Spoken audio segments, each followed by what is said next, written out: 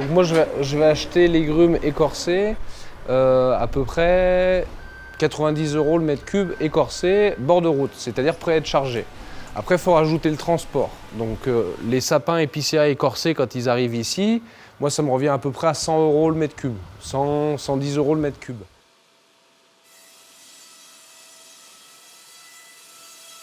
Ensuite, on scie. La perte, on a de la perte, 30 à 50% de perte. Et ensuite, une fois que c'est scié, après il faut sécher. Et les scieurs, je ne sais pas trop aujourd'hui où ils en sont en prix de vente, mais ils doivent être en bois séché dans les 500 € le mètre cube à peu près. C'est pas des gros gains pour un travail comme nous, mais ça vaut le coup plutôt que de l'acheter à des scieries et payer des transports aussi. La grosse différence, c'est le transport. Contrairement à une scierie, nous on essaye d'acheter que du bois de qualité. Parce que cette scierie existe uniquement pour servir une entreprise de charpente-menuiserie. Nous on n'a pas les filons derrière s'il fallait passer du bois de palette, du bois déclassé, du bois de coffrage, etc. Nous on scie que pour nous.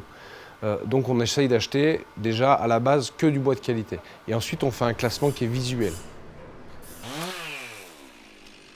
Ouais, moi je l'ai déjà fait de couper avec mon père, je le fais plus aujourd'hui parce que j'ai pas le temps. Mais effectivement, la gestion forestière, c'est du travail sur du très très long terme. Quand on parle beaucoup de rentabilité, les questions que tu viens de me poser touchent à la rentabilité. Quand je vois mon père qui va nettoyer une parcelle de forêt qu'il a achetée là, il ne le fait pas pour lui, il ne le fait pas pour moi, il le fait pour la génération de mes enfants. Donc c'est du travail vraiment sur du très long terme.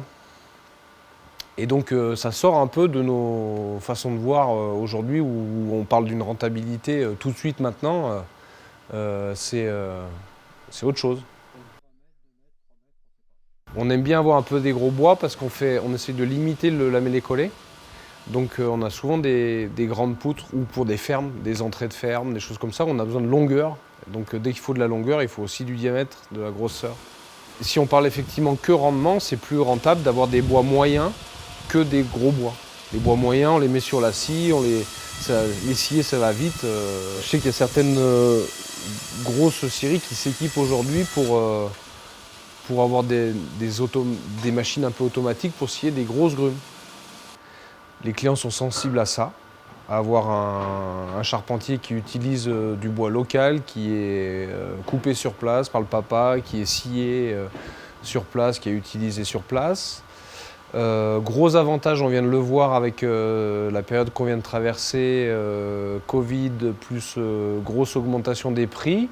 Nous, on a pu garder des prix stables. Le bois en forêt n'a pas beaucoup bougé, contrairement à la sortie de scierie ou chez les négociants. C'est les avantages. Après, les inconvénients, c'est ce que je vous disais tout à l'heure, c'est que dans ce schéma, dès qu'il commence à manquer un acteur, c'est tout de suite plus compliqué.